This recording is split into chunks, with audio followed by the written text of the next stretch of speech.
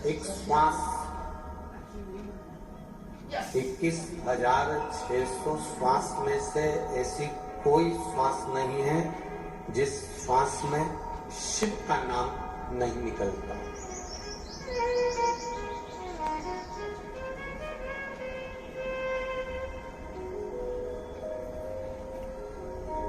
मृत्युलोक में अगर हम जन्मे हैं, पृथ्वी पर अगर हमारा जन्म हुआ है, मृत्युलोक में अगर हम जन्मे हैं, पृथ्वी पर हम अगर आए हैं,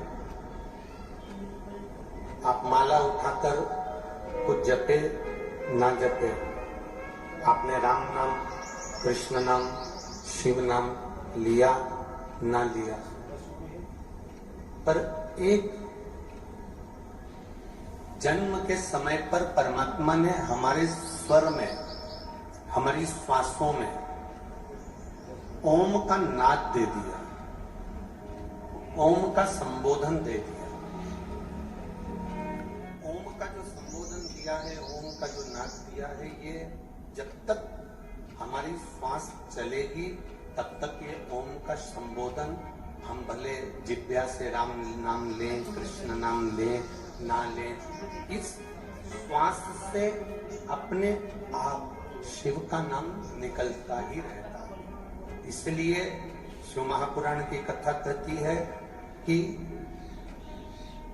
शरीर में जब तक श्वास है तब तक समझना कि शिव तुम्हारे घट घट में, तुम्हारे साथ में विराजमान है। श्वास निकल जाए, समझ लेना कि ये शरीर खत्म हो गया, अब केवल शव बन गया, अब इसका कोई मोल तत्व नहीं है। शिव के निकलने के बाद में शरीर शरीर नहीं रहता, शव बन जाता। शिव है जब तक शरीर है,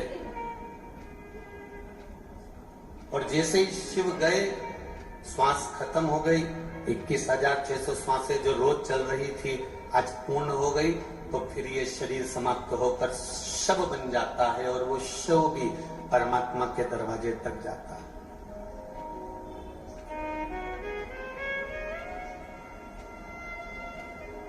आज कोई सुबह के समय पर कह रहे थे, गुरुजी इतने सारे लाखों लाखों भक्त कथा में आते हैं,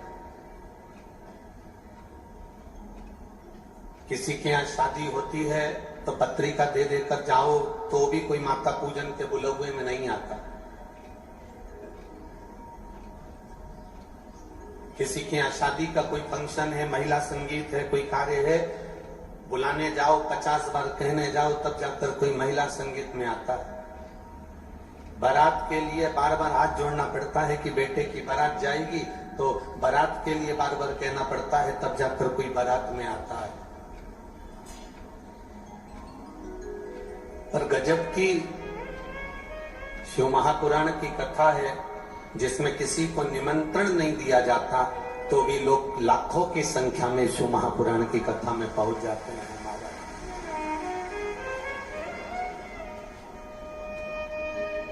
सत्संग से और शमशान से कभी कोई निमंत्रण नहीं आता। ना सत्संग से कोई निमंत्रण आएगा, ना शमशान से कोई निमंत्रण आएगा।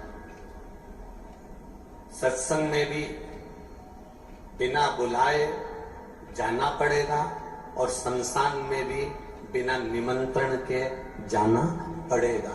ये दोनों जगह, सत्संग में से भी कोई निमंत्रण नहीं आएगा, ना शमशान से कोई निमंत्रण आएगा, आपको दोनों जगह जाना है।